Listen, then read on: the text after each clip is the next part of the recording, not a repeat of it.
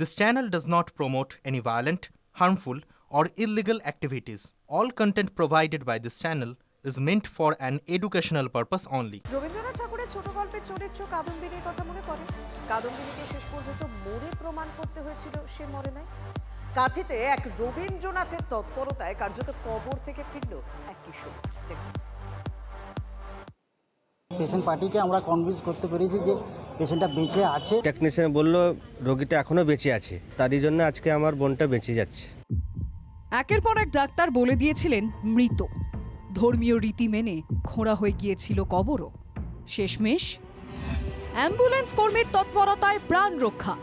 কার্যত কবর থেকে ফিরে এলো কিশোরী।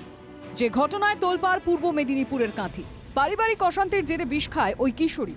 প্রথমে তমলুক মেডিকেল কলেজ হাসপাতাল, সেখানে আইসিইউ না থাকায় তমলুকের একটি নার্সিং হোমে নিয়ে যাওয়া হয়।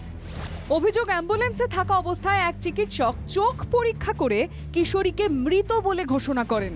পরে কাঁথির এক চিকিৎসকও জানান কিশোরীর দেহে প্রাণ নেই। এমবিবিএস ডাক্তারবাবু উনি বলেন 200% মারা গেছে। তখন আমার গাড়ির টেকনিশিয়ান বলছে মারা যায়নি কিছুতেই, মারা গেলে মরা মানুষের পালস চলে না কোনোদিন। দুই ডাক্তারের থেকে এমন শুনে কবরস্থ দেওয়ার প্রস্তুতি শুরু করে পরিবার। কিন্তু এরপরই গল্প অন্যদিকে মোড় নেয়।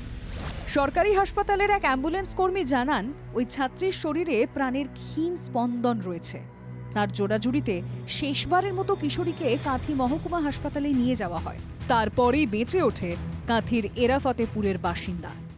ডক্টরবাবুরা বলেছিলেন যে পেশেন্ট মারা গেছে, কিন্তু এইখানে এসে দেখা গেল যে পেশেন্ট খুব রেস্টলেস হয়ে পড়েছে এবং জ্ঞানও ফিরে এসে এবং সবাইকে চিনতে পেরেছে যখন আমরা ঢোকাই আইসিইউতে। যা যা প্রসিডিওর মেনটেন করা হয়, মেনটেন করার পর থেকে সকালবেলা থেকে আমরা দেখি যে আস্তে আস্তে পেশেন্ট রেসপন্ড করছে এবং এটা খুবই আনন্দের কথা যে সেই পেশেন্ট ভালো হয়ে যাচ্ছে। কিন্তু কিভাবে দুজন চিকিৎসক একই ভুল করলেন? পেশেন্টকে আমি রাস্তায় অ্যাটেন্ড করে বলেছিলাম যে খুব খারাপ আছে, আর্জেন্ট, যেহেতু পয়জনিং পেশেন্ট সরকারি হাসপাতালে নিয়ে যাওয়াই ভালো। বেশ কয়েকদিন চিকিৎসার পর সুস্থ হয়ে বাড়ি ফিরেছে কিশোরী।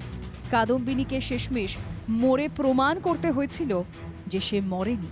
কাঁথির কন্যার প্রাণ বেঁচেছে এক অ্যাম্বুলেন্স কর্মীর তৎপরতায়। কনিষ্ক মাইতির রিপোর্ট, TV9 বাংলা।